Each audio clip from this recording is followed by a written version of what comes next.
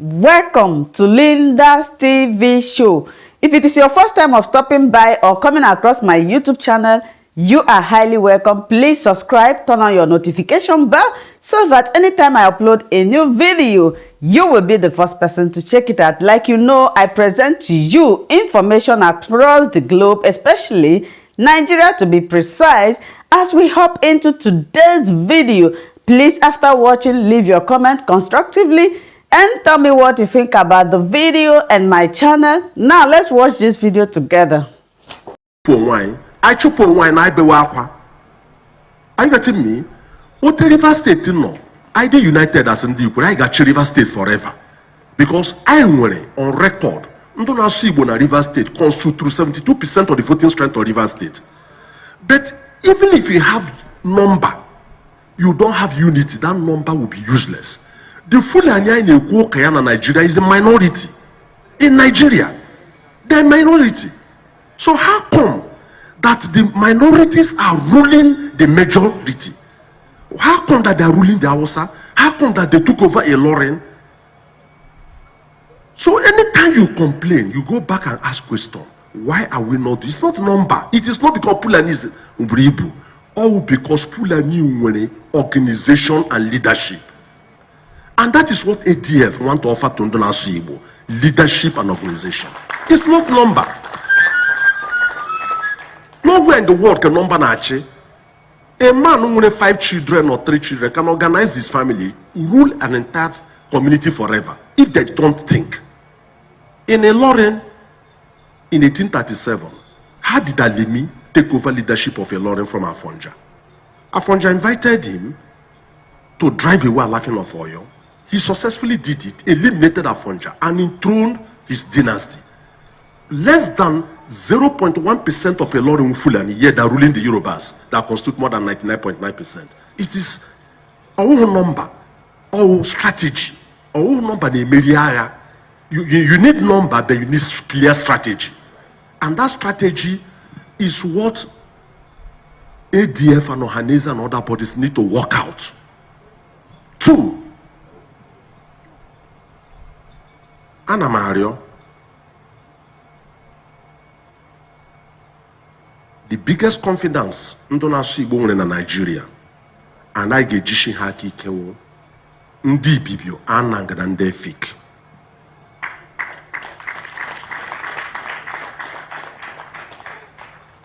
It is important we go back and read what the British government said about the Efiks and the Anangs and the Bibios in the ruling report.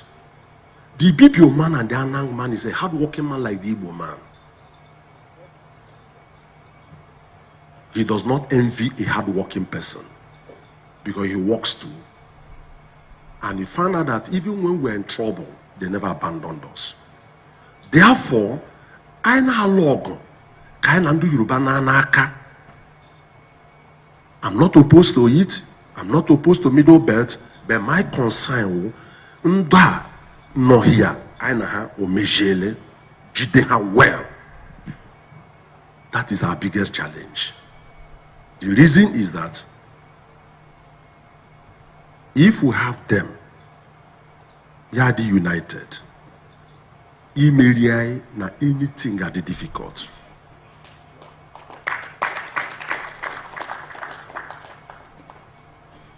Two, the Amainebo Kalabare, who supported Biafra as a special advisor to Ojukwu from 1967 to 1970, was sent on exile by the Spiff.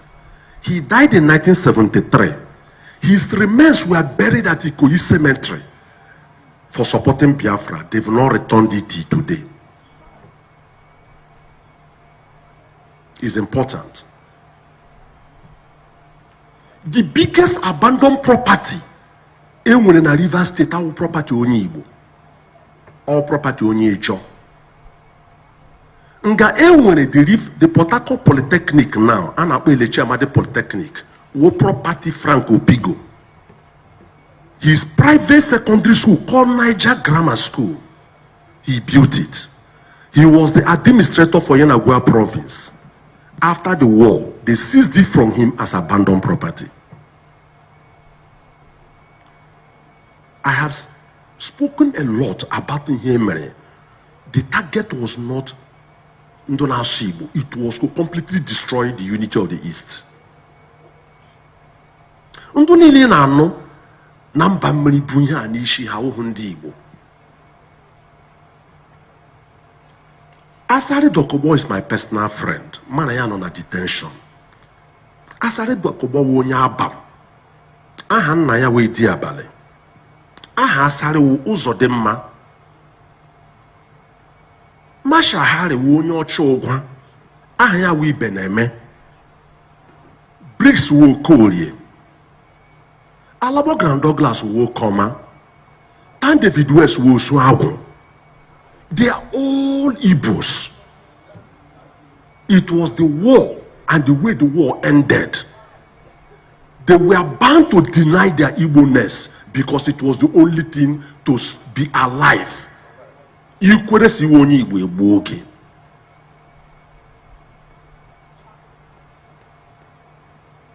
So, we must be careful. We must do a detailed work. We can use the tragedy of the war and how it ended and what happened after to even unite as brothers with us. My great Ebu, Unonyi Igbo onye Amobia. The father left Amobia in 1902 to live in Calabar. Okwaya Margaret that later married Dr. Ebu. We must carry out a detailed research about Ebendi Igbo. As for the Ikwere, like Ndanyoma, we have come out of fear. That fear has ended. The reason is that when you deprive you political power, you pay dearly for it. And in context. So the argument by the learned Sikh, Festus Keyamo, at the time of that interview, was the fact that he feels Peter Obi and Bola Tinubu was once chief executive of the state. They served as two-term governors. As that, in that sense, they held sway. They were the ones in charge. And as far as he is concerned, he doesn't think that there's been any time that Atiku Abubakar has been able to hold sway and be in charge as the chief executive of Nigeria. And that was the reason why he said he's not been tested, he's not been trusted. Again, I want to tell you that it is a myopic expression. And it is surprising that an SAN, somebody who is SAN, Senior Advocate of Nigeria, who passed through the law school, will not understand elementary, constitutional democracy. You talk about vice presidents. It's a chief executive position. Whether you like it or not, is the number 2 position in this country. And it's not just a portfolio, it also have oversight responsibilities over some MDAs, ministry, department, and agencies of government. And there are times that the president, there are many times that the president traveled. Obasanjo was, traveled a lot of times, where Atiku Abubakar was in charge. Was there any point in time that Atiku Abubakar became acting president? I would not recall if there was a transmission to the National Assembly, but definitely you knew that Atiku Abubakar sat over a lot of. So the question is, the bulk has never stopped on his table. That's the question. As a vice president, he believes, and that is the argument. That is the myopic argument. And it will be good if you can, just a moment, it will be good if you can clarify and make that defense, because the point is making that he was a number 2 man. Not at any point that he was able to take charge as a number 1, unlike Peter Obi, who was a number 1 president in Anambra State, and Bola Tinubu as a number 1 president in Lagos State. I will start by telling you that Lagos is not Nigeria, to start with. And it will be a very myopic, porous, and intellectually stagnant argument for you to begin to say, because you are a governor, it's a prerequisite, then for you to have administrative prowess over a country like Nigeria. A man who is vice president, who was vice president, and a very sound one for that matter, definitely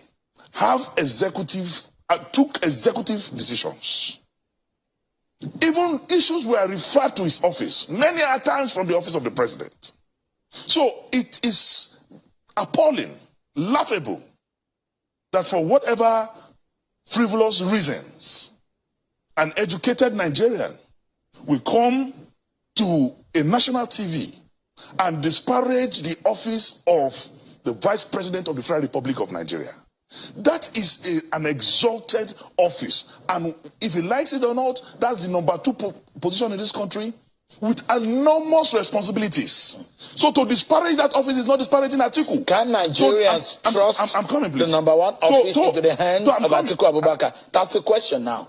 Nigerians definitely can trust the number 1 office to Atiku Abubakar because he has the experience, have the capacity, he knows this country better than any of these candidates. Has he made final calls on national issues? I'm coming. Number 2, if you see, I watched the interview and I saw where Keyamo was talking about Bola Tinubu being a hunter of men and resources, being a good manager of men and resources. And I begin to ask myself, if Tinubu is that a good manager of men and resources, how come he discovered Ambody and himself again plotted the removal of Ambody? How come he's a good manager of men and resources? He picked a governor in Osun who performed so woefully that by electoral mandate and decisions was outvoted and sent out of Osun, replaced by Adeleke. If he's a good manager of man and resources, in the Fourth Republic, is the only governor who handpicked 2 deputy governors and plotted the impeachment of these 2 deputy governors. Even Fashola escaped by whiskers, getting a 2nd term. So you cannot say a man like that is a manager of... And another argument that Keyamo has been parading everywhere is that Tinubu increased the IGR in Lagos. It is true that Tinubu increased the IGR in Lagos. But as at the time Tinubu became governor in 1999, Lagos state debt was $200 million. By the time he was leaving in 2007, the debt of Lagos state rose to billions of dollars. And if you just oppose the 2 together, the debts and the IGR, it left Lagos state, understand, in serious minus and negative. All right. You cannot be talking about governance. I was looking, and you will relate Tinubu and Atiku together. They are not on the same. In fact, let me just say it clearly.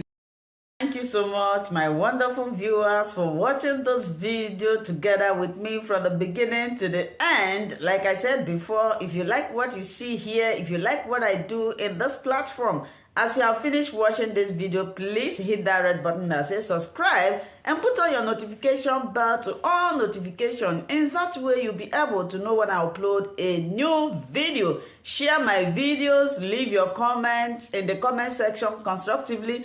Until I meet your way again in my next video, I still remain your Linda's TV show. Bye-bye.